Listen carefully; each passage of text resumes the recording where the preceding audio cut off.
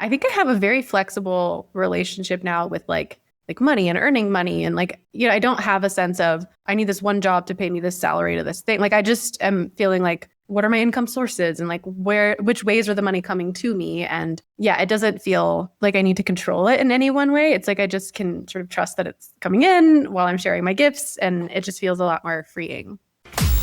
Welcome to the Physicians and Properties Podcast, the show where we teach you how investing in real estate can give you the freedom to practice medicine and live life how you want.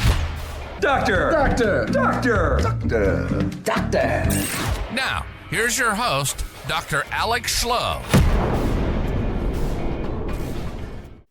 Hello, everyone, and welcome to another episode of the Physicians and Properties Podcast. I am your host, Dr. Alex Schloe, and today we have a really special episode with Dr. Chelsea Turgeon. She is an incredible entrepreneur. She was an MD who turned six-figure coach, best-selling author, global traveler, and we talk a ton about her amazing travel experiences and these awesome bucket list experiences that she's had. She's also the host of the Life After Medicine podcast, and we talk about her journey in medicine and how she just kind of felt stuck after graduating med school and starting her OBGYN residency. And she resigned from residency during the second year and bought a one-way ticket to South Korea to teach English. And that led to her ultimately creating a thriving coaching business, living more of a digital nomad life, and experiencing an absolutely incredible amount of freedom, which is what she wanted. That was her dream. And she has been able to achieve that. And she loves teaching others how they can get unstuck in their job as a physician or a healthcare worker.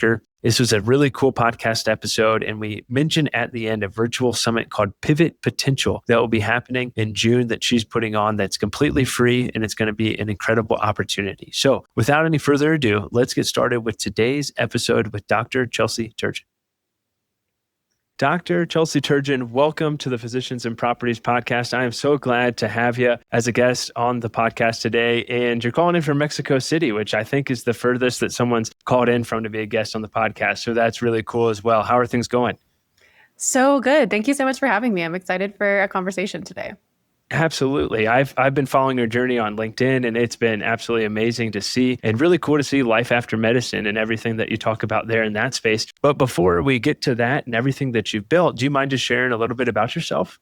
Yeah, absolutely. So I grew up in Alabama, and I was very in like small town, rural Alabama. I went to undergrad there, med school there, all of that. Growing up, not like I had this big dream to be a doctor. No one in my family was a doctor. I just knew I wanted to help people. I loved psychology. I was a big nerd in personal growth. And so I would literally have my parents drop me off at like Books A Million. And it's like really before internet is like, you're not like finding blogs and stuff on the internet. So I'm like going to Books A Million, and I would read, like go to the self-help aisles and read different books. And I felt like such a loser. So I didn't want to tell anyone. I was like telling them I'm going to study. But then I'd go and like read all these books about like happiness and the psychology of rejection. And so I just always had this drive towards learning about psychology. So then I majored in psychology in undergrad. And in my limited mind, the way a lot of us view careers, it's like career paths have major, and then major unlocks these options. And then you choose between these options. It's kind of how we're viewing career in this really linear way.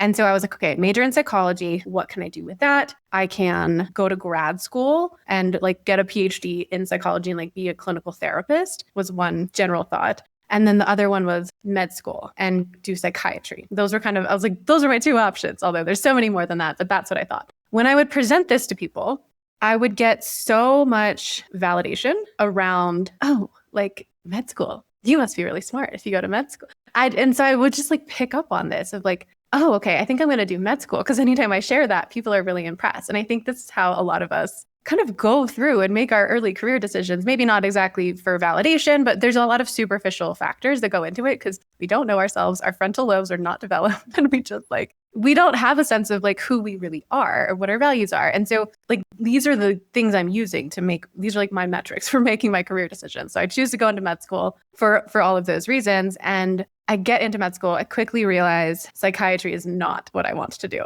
Like the doctor-patient relationship that I see within psychiatry, I'm like, no, this is not what I want. I didn't like doing the mental status exam. You're kind of just like judging them the whole time, which is just like what you're doing. You're observing them. But I'm like, I don't feel like I'm relating to them. I feel like I'm putting them in these boxes, and So that didn't feel right. So then I was like, crap, I'm in med school. What do I do? And I didn't feel like I could just stop at that point, nor did that seem like what I wanted. So I was like, I need to choose something else. And so I ended up choosing OBGYN, truthfully, because it was the one I hated the least out of everything else.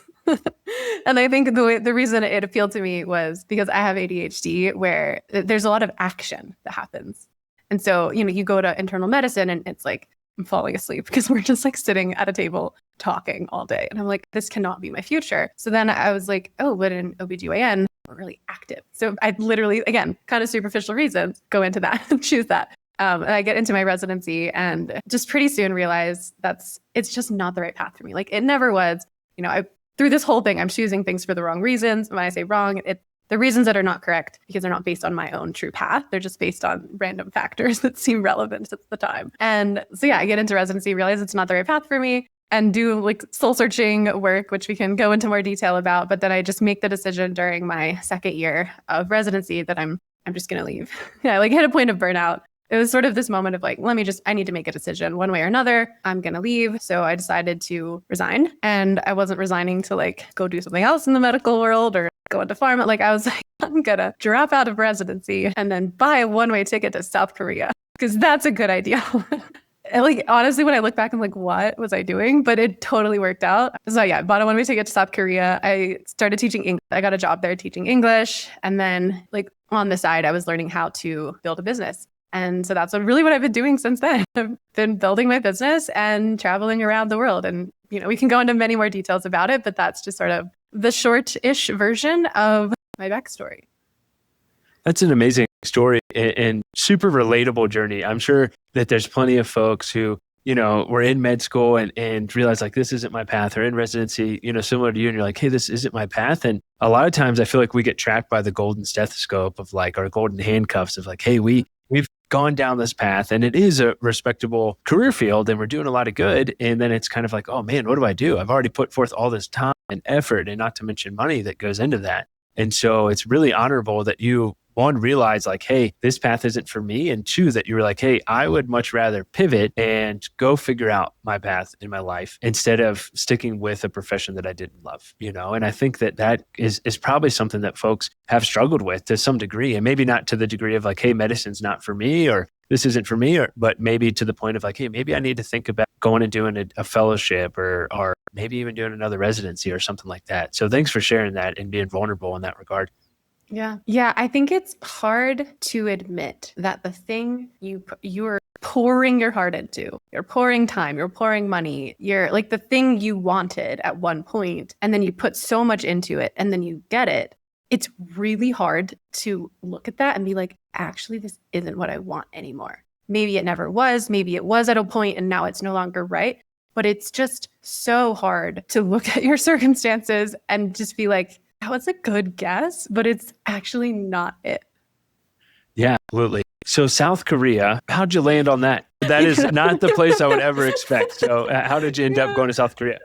I love people's responses to that. So sometimes when I tell my story, I'm like, let me give as few details as possible and just like see what they're latching onto so that then I like can go further. Because sometimes I think it's fun to just say it for the shock factor because it doesn't make any sense, right? So, because if you also know other things about me, like I didn't travel at that point. You mentioned rural Alabama, stayed in Alabama for med school, stayed in Alabama for residency. Like it sounds like not a whole lot of travel outside of Alabama. Yeah. So that's what makes the South Korea more shocking. The only thing that would make your story more wild would be North Korea, I think.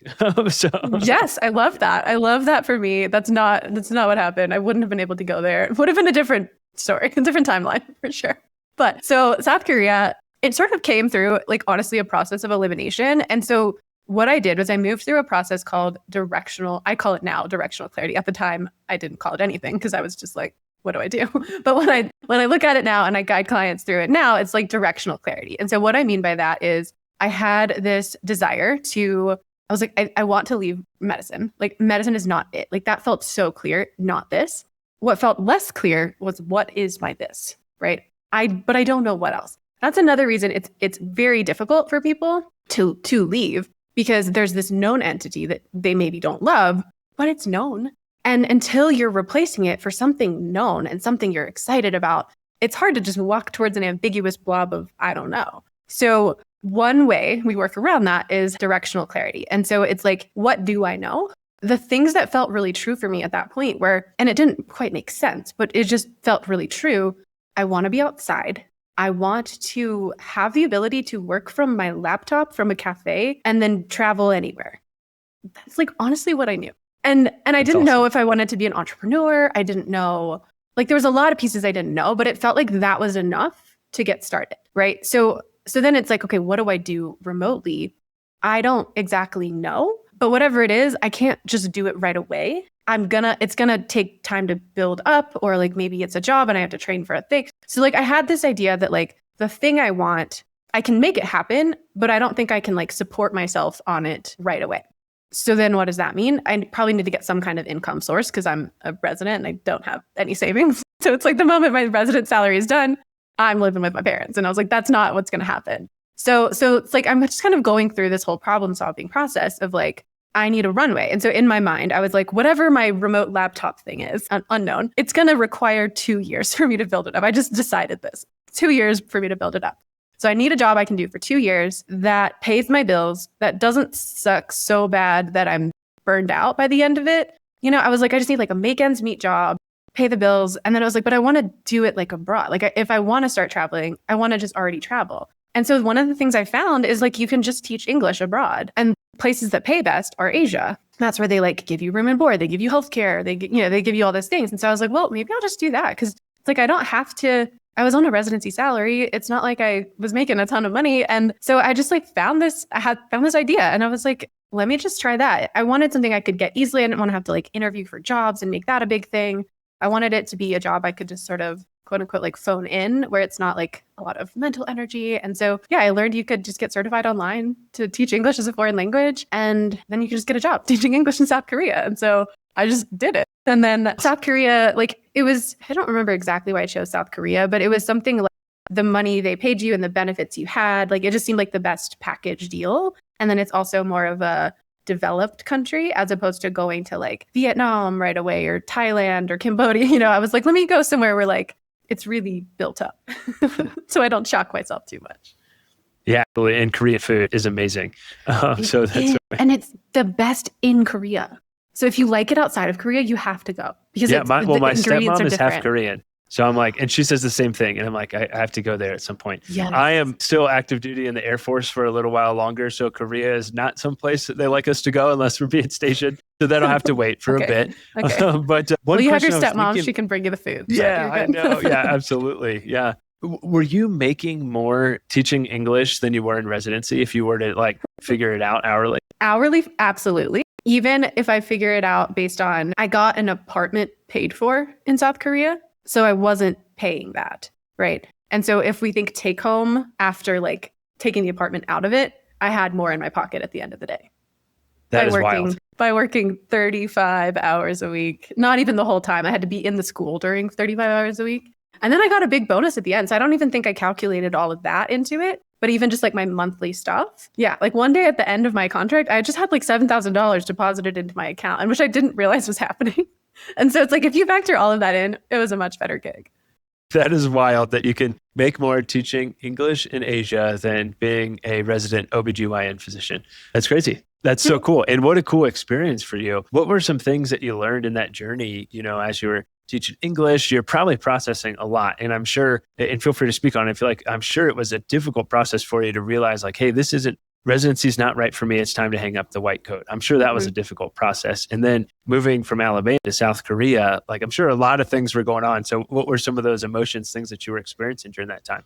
Yeah. And just a quick correction, it's really not that important, but I actually did residency in Pittsburgh. So I was there for like a year and a half. And so then I had a moment in a big city with an airport. but yeah, moving, no, it's all good. I didn't share that before, but yeah. So going into South Korea and just, so it's like basically what I did. And when I look at it now, it's when I started doing my life coaching certification, the thing they call it that I did is like habitat liquidation, where you change your job, you change your environment, and you change your friend group. Like I changed literally everything about my life in like a week. And I did it very quickly. So 1 week in February, I was in the hospital finishing up. I had already turned in my resignation, but I was finishing stuff up. And then the next week, I was literally in a classroom talking to third grade Korean students. So it was like, what? It's amazing. Jarring. Yeah. It doesn't get any faster than that. Yeah. It just not. It was jarring. And I think for some people, it would not work. For me, I think it was good because there's something that happens when you have like you're working hardcore all the time and then you have downtime and you don't really know what to do with yourself. And so I think for me, it was a good titration, like a down titration of, okay, I was working 80 hours a week in the hospital-ish. And then now I go to this place where I have a full-time job, but it feels like a part-time job. So one of the things that happened, which is so funny, where I looked at my schedule, there was this one moment where like someone was trying to ask me about a weekend, like, oh, well, what if we do this weekend? And it was like a few months in advance. And my first thought was we have to check the call schedule. And then I was like, no, I don't have to check the call schedule. And then it just all hit me. I have every single weekend off from now until forever. That is a blessing. Like it just felt like so much freedom. I was like, I can't ever imagine someone complaining about a 9 to 5. You just go Monday through Friday. How is that a problem? And so that was like really cool to have just weekend freedom.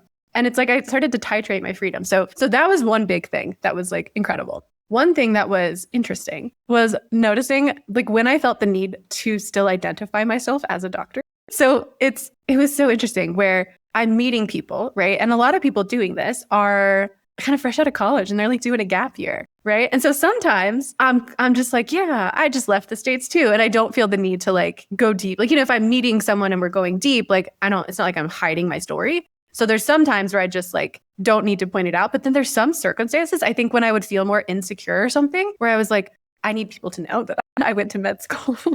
And like, but it was interesting how it would like come out. And I was like, oh, wow, I'm still clinging to that. I'm still like needing to identify myself in that way. And so that's something that happened during that year. And it just sort of gradually started to go down. But it was a weird like identity shift. And that's something I work with my clients through as well. It's just, you identify so deeply by your profession. And so then when you're not that anymore, you're just a little disoriented.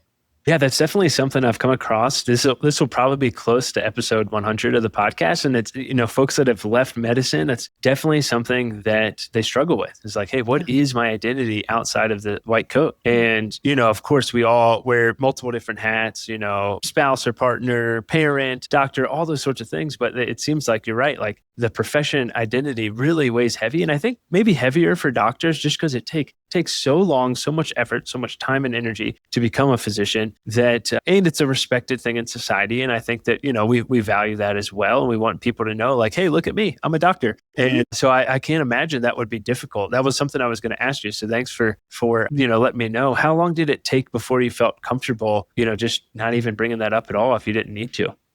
Yeah. And it was less time as it was replacement identity, I guess, if that's what we're going into it. Well, okay. Yeah. So it was less time. It was more discovering who I actually am outside of medicine. Cause I just you don't really have time to develop other identities. They're just sort of stunted because you're just, spending so much time on that. So now that I had more time, it's like, oh, now I really like to hike. And so I hiked the whole island that I was staying on in South Korea, because I'm not casual so much. And so it was like 264 miles. Yeah. So I hiked that. So it's like now I have different interests I'm starting to identify with. Now I have like this new thing I'm starting to build, right? I'm training as a life coach. And as a part of that, I challenged myself, again, I'm not casual, challenged myself to do 100 hours of coaching just like for free. And so every English teacher on the island, I'm like, hey, do you have something in your life you want to work on? Let me coach you. I want to practice this skill. And so it's not even that I stopped identifying as a doctor or like that went down. It's just other ones went up. And I think that's the best way, in my opinion, to replace it, because then you're not in this like identity deficit, if that's the thing. You're just developing other parts of you, and then it just doesn't feel relevant anymore. That is really cool. I don't want to gloss over the 264-mile hike around the island. I'm a huge and avid hiker as well. So I would love to hear more about that. How long did that take you? What did that journey look like for you?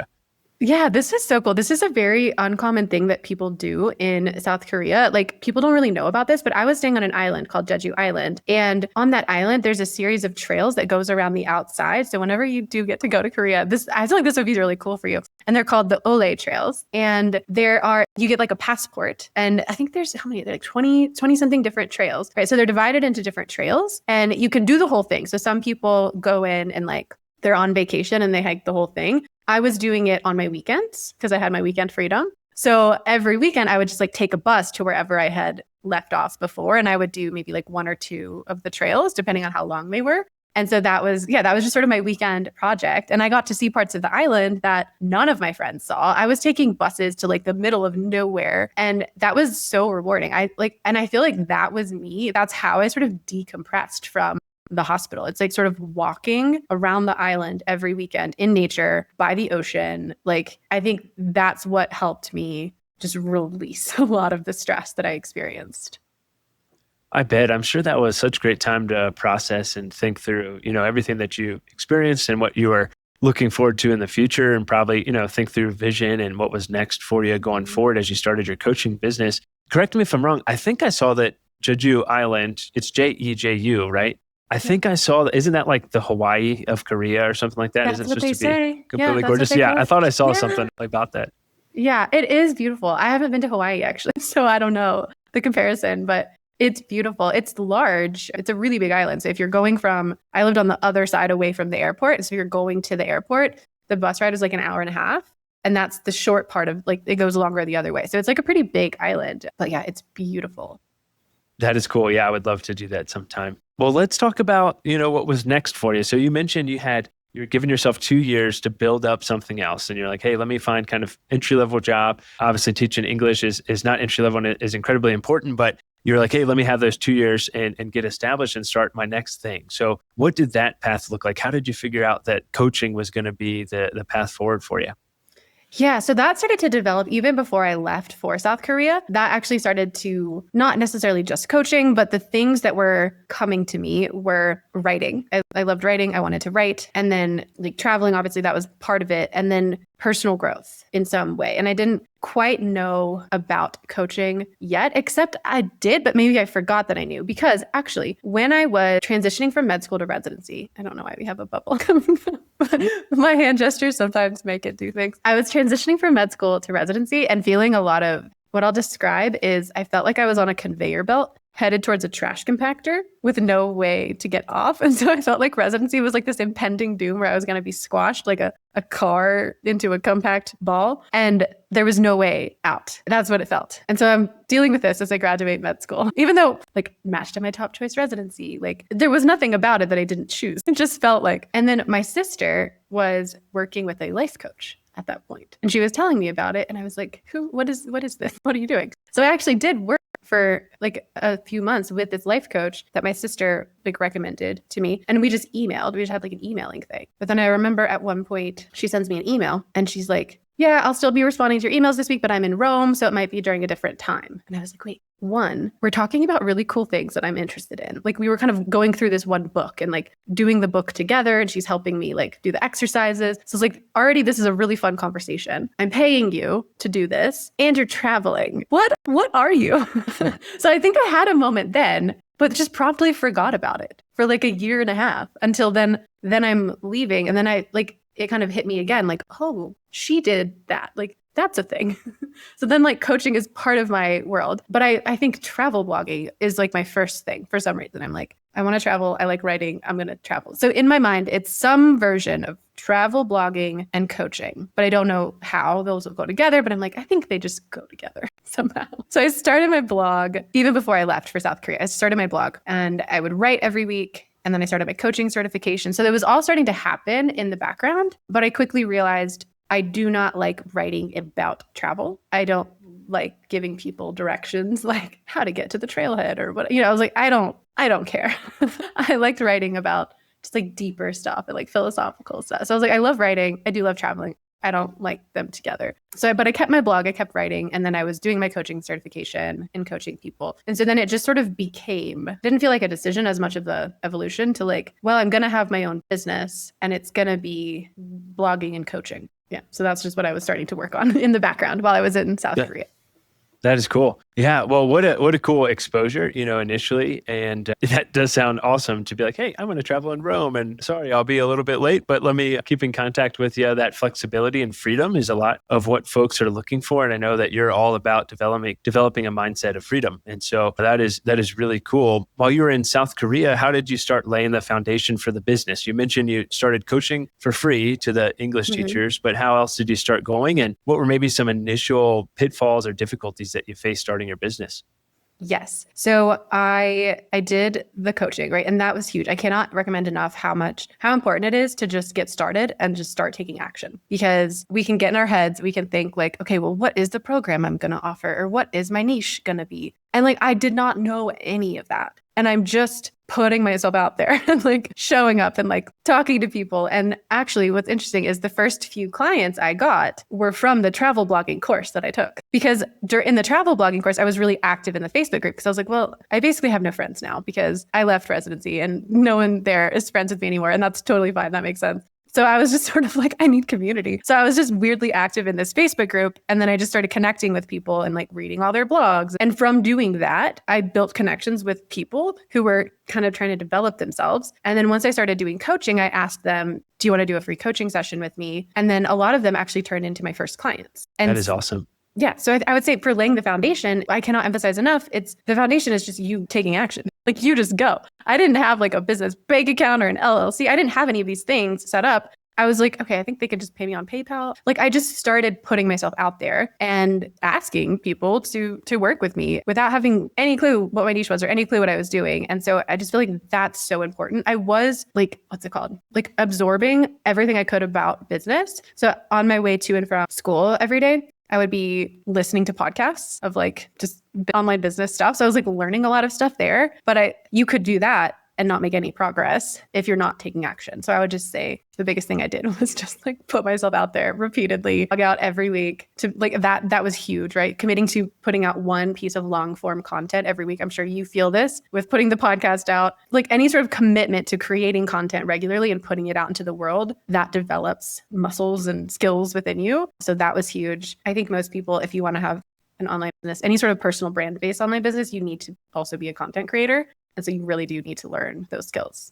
Yeah, I completely agree. And I feel the same way about long form and just consistency. And, I think, and I'm really glad you mentioned, I think a lot of times folks think they have to, have the perfect name for their business and set up their LLC and know exactly what they're going to offer and become viral TikTok stars and all the above just to get started, right? And you're living proof that that's not the case. And my buddy, Brian Lubin, he started Action Academy. He did the same thing. He just put himself out there and he created this course because he's like, hey, I think after I did all these free coaching calls, this is what people want. He sent out an email, was like, hey, here's a course that I put together. I think it was like 40 or 50 hours. And he said, next thing he knows, he made $100,000 through PayPal. And he's like, oh, I don't think this is how I'm supposed to do this. But he did it. He just had the consistency and he just took action. And that's what's so important because as doctors, we want to know all the facts, right? We want to know all the information, we want to know all the data and try and make an informed decision. But you just have to be willing to trust yourself and trust the consistency and the grit that you had to get into medical school and get through residency and become an attending or whatever that may be. You had to have that grit and consistency. You can totally,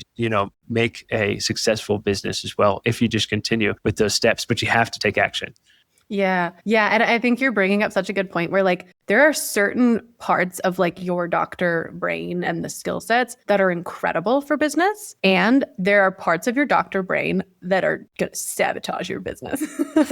So it's like really knowing when, what I tell my clients, like you need to know when to tap into your med school energy and when to let it go.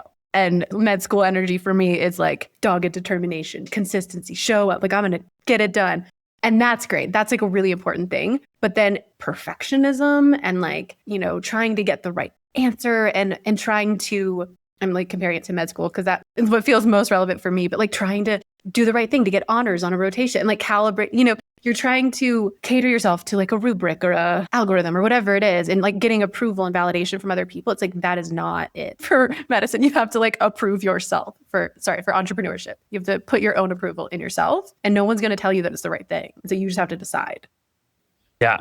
I completely agree. And you have to just keep iterating and trying again. And, what I tell folks too all the time, the worst thing that can happen is your present day reality, right? Worst thing that happens is I bet on myself and I go be an entrepreneur, maybe cut back from medicine a bit, or I decide, hey, I'm going to quit medicine completely and I'm going to bet on myself and I'm going to build this business. Worst thing that happens is just go back and become a physician again. Like there's plenty of jobs. There's that you could also go teach English in South Korea and still, survive and thrive. And so there's so many opportunities out there that you don't have to be so fearful of what's the other side look like.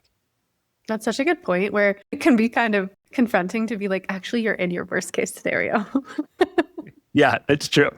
But it's true. Maybe it doesn't feel like a worst case scenario. Maybe it's fine, but you know how to get back here. You're good.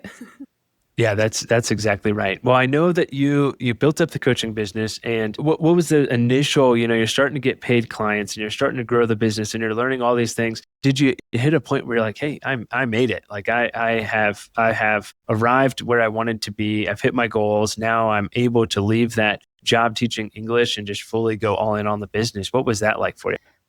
Okay, so I did it messier because I'm me. So I actually just left the job after the first year because I was like wanting even more freedom, right? I got greedy with my freedom, but I had my weekend freedom and I was like, this is great. And I don't want to necessarily just be in one place from 8:30 to 4:30 every single day. And so I was starting to get restless, and wanting to go and do something different. So I actually found out you can teach English online as well, right? So there was a point where I had like 3 jobs where I was teaching in person, starting to teach English online to build up my students, and then doing coaching and stuff on the side. So then I left the in-person job because I was having this other side income. And then I even graduated that found this really niche company that teaches, it helps Chinese students who are like going to boarding school in the UK, and it's mostly the UK, who are doing really advanced things. So I was actually teaching AP Bio to Chinese students to go to boarding schoolers. Like it was a very odd situation, but it totally worked. And it was fairly good pay for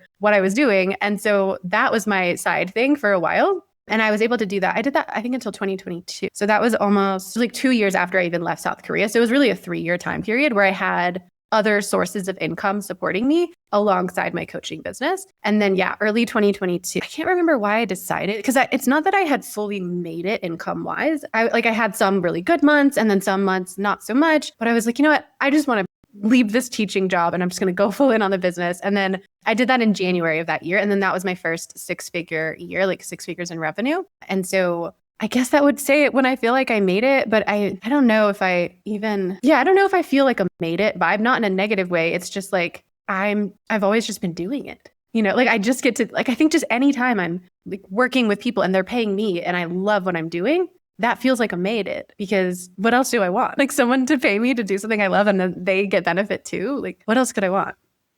Yeah, that's a much better answer. Yeah, I think you probably made it when you got on that plane and you started heading to South Korea. I think that's probably when you really made it. And but yeah, it's so cool to just hear your journey. And it sounds like, correct me if I'm wrong, it sounds like you've had a lot of unique opportunities come your way and you're just like, hey, I'm just going to try this and see what happens and trust it's all going to work out. And I'm going to keep working on these other things in the background. And these are just going to be awesome experiences, even if they don't work out, that I'm going to have that's going to add to my knowledge and my experience down the road. Yeah, I think I have a very flexible relationship now with like money and earning money. And I don't have a sense of, I need this one job to pay me this salary to this thing. Like I just am feeling like, what are my income sources and which ways are the money coming to me? And it doesn't feel like I need to control it in any one way. It's like I just can sort of trust that it's coming in while I'm sharing my gifts, and it just feels a lot more freeing.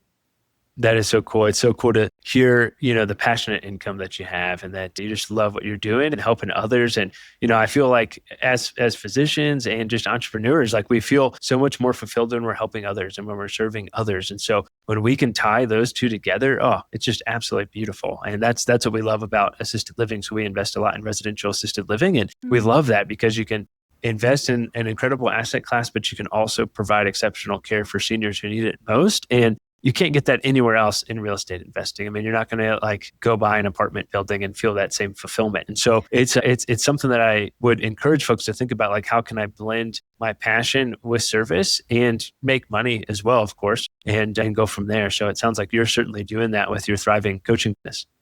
Yeah. Yeah. I love that you're doing that because it's not just like, it becomes not just real estate. There's like a deeper meaning behind it. And I think where there's that meaning, it's like something that deeply matters to you. There's like a values alignment. There's just more of a pull and more of a fulfillment that happens. Yeah, absolutely. We talk a lot about how you can have growth, freedom, and purpose all within that one asset class. And yeah, absolutely love it. But no one's here to hear about me. They want to hear more about you. So in regards to the coaching business, what does that typically look like for you? I know that you're living the digital nomad life. So tell us a little bit more about what that looks like, although it sounds like settled down a little bit in Mexico City. But tell us a little bit more about that and the freedom and flexibility you have with coaching. And if you don't mind also just sharing what it looks like to work with you as a coach. Yeah, yeah. So we'll do just like lifestyle first, because I think this is when I look at the life I'm living now, it is actually exactly what I dreamed of when I was in residency. So when I was in like my point of burnout in residency, I did a phone call with a physician burnout coach, and she asked me like a very standard coach question now, where she's like, if I had a magic wand and, you know, you could have anything you wanted, like what would your career look like? And the things I described, I was like, well, I want like a spacious morning. You know, I want to wake up and be able to meditate without having to get up at 4:30, and I want to just, you know, have time for me in the morning in a relaxed way. I want to go to a cafe and like work on a laptop, and then like I like what I'm doing. I don't know what it is. I like it. And then I can go anywhere. Like I just described kind of simple actually, but it felt like wildly out of reach. And that is my Tuesdays or my Wednesday. You know, that's just actually my day-to-day reality right now, which is so cool. And then there's things I didn't even know to ask for that have happened as well, where it sounds unreasonable. Like I feel like I've done an unreasonable amount of bucket list experiences for my age. I turned down a trip to the Northern Lights this January because I was like, you know, I just did a bunch of bucket list things and I think I need to space them out. That's a great problem to have. What are some of those bucket list things that really stood out for you?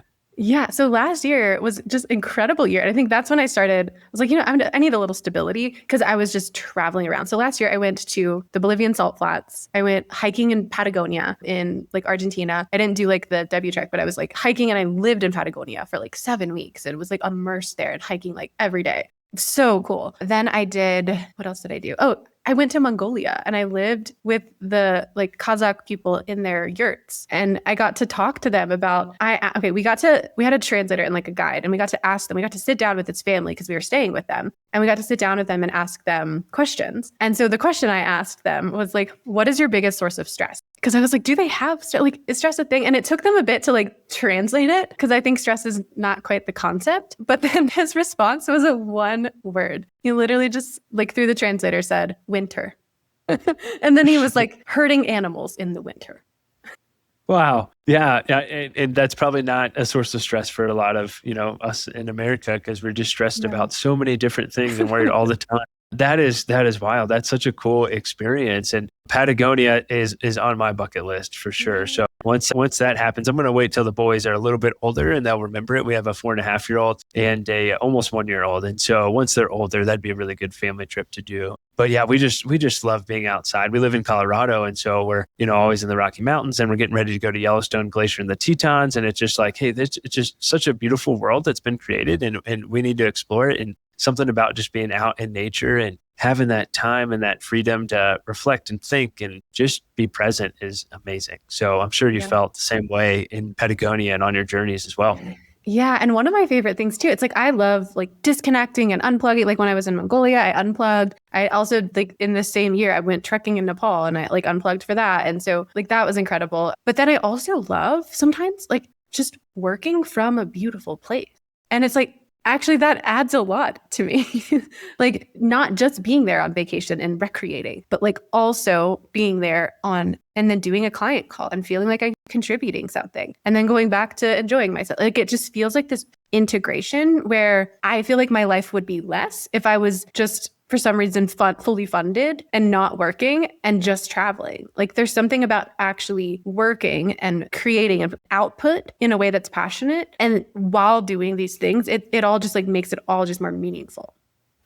Yeah, I feel the same exact way. We did about 3 weeks camping about 3.5 weeks camping last fall. And it was an amazing trip. We went out to Yosemite and Great Sequoia and Kings Canyon and all these incredible places. And my wife, she's an entrepreneur as well, and she's absolutely amazing. But we realized we were kind of getting like a little bit stir crazy because we really just tried to completely unplug, which is amazing. But then we realized, hey, like, it's okay to do a little bit of work. And then same thing, we found like, hey, this is like kind of nice. The kids are sleeping in the camper. We're outside by the fire, like just cranking out some work on our laptops for a couple hours. Like this feels great. So we did decide to get Starlink for this trip. And we're like, okay, like when the kids are down and we're feeling that urge, we'll just open up the laptop and get some work done and go from there. Cause I feel like I'm that type of person that's always going to build, always going to work. Like I'm never going to be the guy who's like laying on the beach sipping Mai Tais just forever. I want that freedom and flexibility to go to the beach on a Tuesday and sip Mai Tais if I want to, and so that's what I'm striving for, in terms of my freedom and really headed towards that direction, which is awesome. But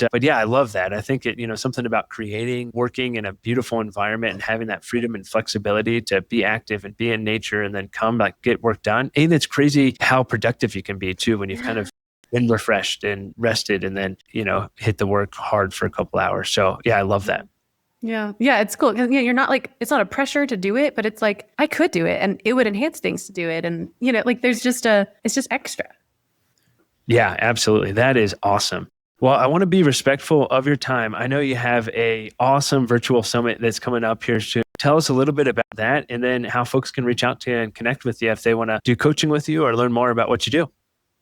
Yeah. So I'm hosting a virtual summit. It's the first annual one, but I anticipate it being something that happens very frequently. And it's called Pivot Potentials. It's a career reimagining summit for healthcare professionals. The reason I created it is because I kept getting questions like, what are my options? Or like, I'm here, I want to be able to do this, but I feel stuck. I just kept getting this sense of stuckness from people I talk to, people like, physicians in Facebook groups, in like from my podcast. It just feels like people, like you talked about earlier, like there's the golden handcuffs, there's physical reasons, emotional reasons, whatever it is. People just feel stuck. And I was like, there's only so much I can say on one podcast episode or within one blog post or one webinar that can really help people get unstuck. So I was like, I want to create an experience. So to me, it doesn't feel like it's just like a summit. It's not people coming to just like talk at you. Not that that's what summits are, but it's not like a series of disjointed lectures. It's like there's a transformational experience that I'm creating. So day one is Careers Uncaged, where we look at all of the things that are keeping you stuck and we just hand you a key to like unlock it. There's a quote that's like, we're all living in cages with the doors wide open. And I really think that's how most of us are. We like think we're in cages. We've built up these cages, but if we just dismantle some of the things that we've put there, we see we're actually free. So day one, uncaged. So I have speakers coming in to talk about like being uncaged from money, being uncaged from your degree. Like everything that we think is holding us back is actually a portal to moving forward. Okay, so that's day one. We're getting uncaged. Day two is Careers Reimagine. So now that we have freedom, right? You can kind of open up into this new horizon. What do you do with it, right? When I was in South Korea looking at all my weekends, it's like, what do I do with it? I had to reimagine my weekend. So I got this hiking project to do, right? So it's like we're reimagining. What actually could you do with your career? We're reimagining your definition of success, your relationship to work, your relationship to money. There's just like all of these things we get to reimagine what we thought was a linear path. Like, does a career need to be in this one trajectory where you like get a degree and then just go? Like, can we redefine it? So we're reimagining everything on that day. On day three, which is the final day, I want to make it really applicable and like really want to bring it home. And so what we're doing is it's like a career storytelling experience. So I kind of picture it like we're by a fire. I don't know if you've ever been to a storytelling night, but I've been to some, and like it's actually really magical what happens where there's just so much like resonance in people's stories. And so people are going to be sharing stories of just like how they pivoted, right? It's like pivot potentials. We're reimagining how they pivoted, how they reimagined. They're just going to share their real-time stories. And so we have multiple storytellers on that day. And the goal is just like, you can see through other people's like messy lived experience that this is also possible for you. That sounds amazing. Pivot Potential Virtual Summit. It's going to be mid to late June, it sounded like. Yeah, June 20th through 22nd. It's totally free to sign up. All I want is for people to get unstuck. I literally just want people to know they can pivot, know that there's options, know that there's a way out. And I want to elevate the conversation around careers in the physician space because I think the conversation is so limited and so narrow and scarcity focused. It's like, it's just like, oh, can I do MSL or could I do you? Like, there's just so many, there's so few, there's not enough imagination. And I just want to elevate the whole conversation so that we realize you can actually do anything. When people come to me and they're like, what are my options? I'm like, I don't even understand the question because your options are literally anything. What? You're like, you have a graduate degree, you're from a developed country. Like, what do you mean? What are your options? Like, you can literally do anything. And so I just want people to realize that for themselves. That is awesome. Well, I'm excited to hopefully attend. I think we're going to be in Germany during that time frame doing some traveling. So hopefully I'll be able to attend that summit. But I think that is an incredible opportunity for folks. And I think that those are the rooms that you want to be in, right? That summit, being surrounded by people who are going to build you up, who are going to show you that these things are possible is where you need to be. And that's the only way that you're going to get unstuck. That's the only way you're going to have that encouragement and that accountability to take action and get going and get started on this incredible journey towards freedom. So you're an amazing example of that. And this has been an incredible, incredible conversation. Thank you so much for coming on the podcast. Yeah, I've had so much fun. Thanks for having me. Absolutely. Thanks. Well, with that, it's been Chelsea and Alex with another episode of the Physicians and Properties podcast, signing off. Hey, real quick, if you're still listening to this, I'm assuming you got value from it. So I need your help specifically. My 2-year vision with this podcast is to help 100,000 physicians learn how investing in real estate can give you the freedom to practice medicine and live life how you want. There are 2 main ways that a podcast grows. One is through ratings and reviews, and the other is word of mouth. If you can please leave me a 5-star rating and review on Apple Podcasts and Spotify, as well as send this to 1 to 2 friends that you think would get value from it, we can reach the physicians that we want to reach. Thanks in advance and talk to you on the next episode. Please note that the information shared on this podcast is for informational purposes only. It should not be considered financial or medical advice. The views expressed on this podcast are those of the host and the guest and do not necessarily reflect the views of the Department of Defense or the United States Air Force.